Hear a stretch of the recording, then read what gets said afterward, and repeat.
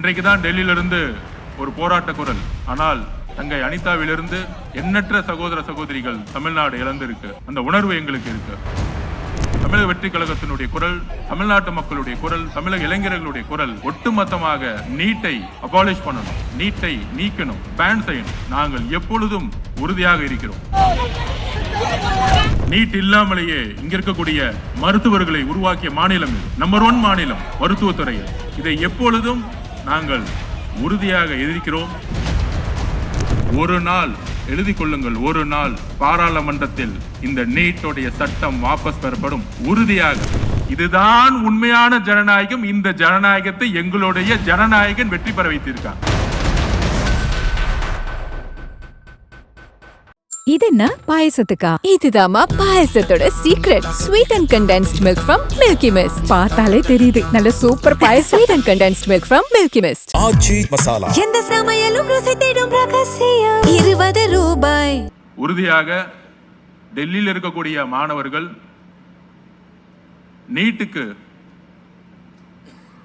ஒரு ரிஃபார்ம் பண்ணணும். Question paper உடைய லீக்கேஜஸ், எக்ஸாமினேஷன்ஸ் உடைய லீக்கேஜஸ், இதற்கு எதிராக ஒட்டுமொத்தமாக ஒரு ரிஃபார்ம் வேணும்னு குரல் கொடுத்துட்டு, அந்த குரலுக்கு எப்பொழுதும் ஒட்டுமொத்த தமிழகமும் சரி, எங்களுடைய மாண்பு முதலமைச்சரும் சரி துணை நிற்பார்கள், துணை நிற்கின்றோம். அதில் எப்பொழுதும் உறுதியாக இருக்கின்றோம். இன்றைக்கு தான் டெல்லியிலிருந்து ஒரு போராட்ட குரல். ஆனால் தங்கை அனிதாவிலிருந்து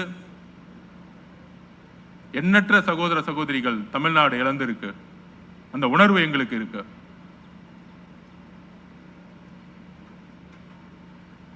டெல்லியுடைய குரலுக்கும் தமிழ்நாடு குரலுக்கும் ஒரு முழு வித்தியாசம் இருக்கு.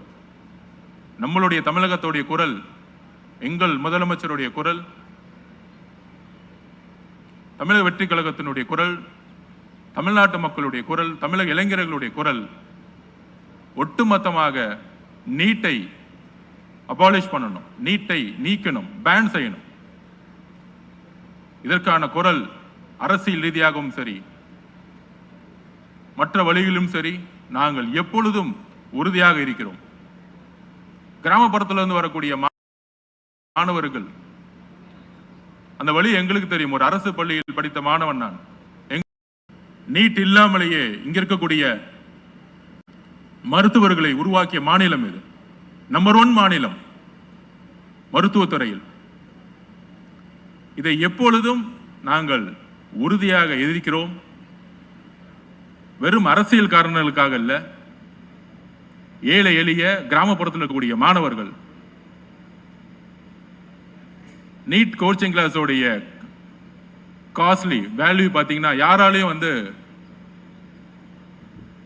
அதுக்கான ஃபீஸை கட்டவே முடியாது.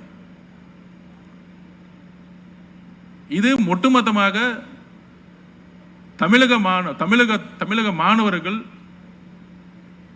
எதிரானங்கிறத நாங்கள் உறுதியா இருக்கிறோம். இந்த பாலிசியை ஒட்டுமொத்தமாக ஒன்றிய அரசும் சரி, பிஜேபி ஆளுகின்ற அரசும் சரி, மாணவர்களுடைய விருப்பத்தின் பேரில் எப்படி வேளாண் சட்டத்தை விவசாயிகளுடைய கண்ணீருக்காக நீக்கினார்களோ, அதே போல மாணவர்களுடைய உறுதியான குரலுக்காக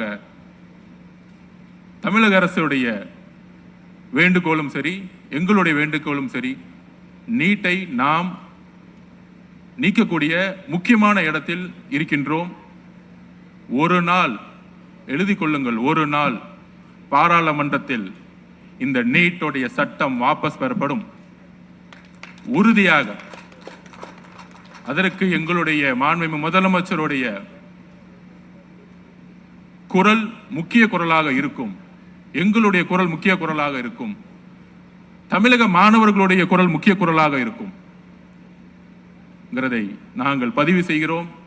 அந்த ஒவ்வொரு சிந்தனையுடன் தான், உறுதியுடன் தான் நீட்டுக்கு எதிராக எங்களுடைய பணியை நாங்கள் தொடர்ந்து கொண்டிருக்கிறோம். தேர்தல் அரசியல் காசு இல்லாத அரசியலை உருவாக்கணும், பணம் இல்லாத அரசியலை உருவாக்கணும், இளைஞர்கள் அரசியல் வெற்றி பெறணும், ஜாதி மதம் இல்லாத ஒரு அரசியலை பேசணும், முக்கியமாக ஊழலை தூக்கி எறியணும். நீங்க என்னெல்லாம் பேசுறீங்களோ அதை இன்னைக்கு நடந்துகிட்டு இருக்கு. உங்களுடைய விஷன் அதெல்லாம் நடந்துட்டு இருக்கு மாண்புமிகு முதலமைச்சருடைய தலைமையில். அதில் நாங்கள் எப்பொழுதும் உறுதியாக இருப்போம். ஏன்னா எங்களுக்கு அரசியலுங்கிறது பதவியோ அதிகாரமோ அல்ல. அதிகாரமா மக்கள்னா மக்கள் பக்கம் தான் நாங்க நிற்போம். நானுங்களும் சரி, முதலமைச்சரும் சரி. ஏன்னா அந்த அதிகாரத்தை கொடுத்ததே மக்கள் தான். அப்ப அந்த மக்களுக்கு என்ன தேவை, அந்த தேவையை ஒவ்வொரு நொடியை உணர்ந்து உணர்வுபூர்வமாக நாங்கள் எங்களுடைய ரெஸ்பான்சிபிலிட்டியை, எங்களுடைய கடமையை செஞ்சுட்டு இருக்கோம். அதனால உங்களுடைய குறிக்கோளும் உங்களுடைய விஷனும் ஒன்றுதான். ஒரு சிறு தவறு நடந்தாலும் நம்ம சத்யா அண்ணன் புதிய தலைமுறை உடனே தவறுன்னு சொல்லக்கூடிய ஒரு நிறுவனம் இருக்கு.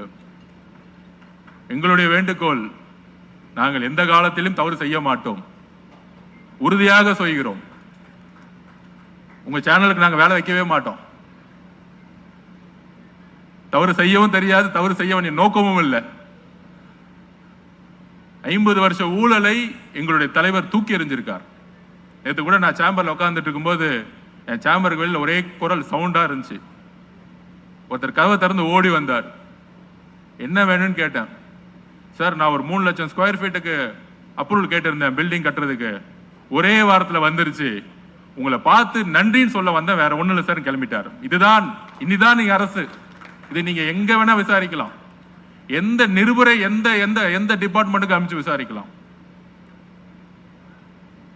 அப்படி தவறு இருந்தால் டாக்குமெண்டாவே எங்களுக்கு கொடுங்க, உடனடியாக முதலமைச்சரை சரி செஞ்சிருவார். அதுதான் நிர்வாகம், வெளிப்படை தன்மையான நிர்வாகம். 75 வருஷத்து சட்டசபையை தைரியமாக எந்த முதலமைச்சரும் ஒளிபரப்புனது கிடையாது, வரலாறே கிடையாது. அப்ப ஒரு சட்டசபையை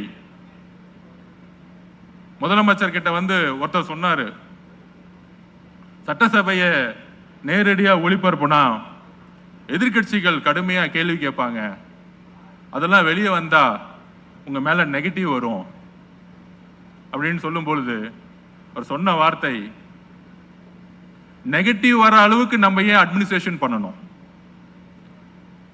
நம்ம நேர்மையான வெளிப்படை தன்மையான ஒரு நிர்வாகத்தை உருவாக்குவோமே, கேள்விகள் கேட்கட்டும், உண்மையா இருந்தா பதில் சொல்லுவோம், அரசியல் காரணங்களா இருந்தா கடந்து போவோம். இதுதான் உண்மையான ஜனநாயகம். இந்த ஜனநாயகத்தை எங்களுடைய ஜனநாயகன் வெற்றி பெற வைத்திருக்கார். இது புகழ்வதற்காக சொல்ல, சாதாரண விஷயம் அல்ல. சாதி அரசியலையும் மத அரசியலையும் பண அரசியலையும் ஒரு சட்டசபையை நேரலையில் ஒளிபரப்பக்கூடிய ஒரு தைரியமும் இருக்கக்கூடிய ஒரு தலைமை இருக்கே, அந்த தலைமையை நாம் எப்பொழுதும் அவருடைய வெளிப்படை தன்மையுடன் நிர்வாகத்தோட நாங்களும் சரி, இங்க இருக்கக்கூடிய சட்டமன்ற உறுப்பினர்களும் சரி, ஏன் கட்சியும் சரி, எந்த இடத்திலும் நிர்வாகத்தில் தலையிட மாட்டோம், யாரோடைய தொழிலிலும் தலையிட மாட்டோம். அவரவர்கள் தொழில், அவர்களுடைய சுதந்திரம், எந்த விதமான அதிகார மீறலோ எப்பொழுதும் இருக்காது. அதுதான் எங்களுடைய முதலமைச்சருடைய குறிக்கோள். அந்த குறிக்கோளுடன் நாங்கள் எப்பொழுதும் நடப்போம். நன்றி, வணக்கம்.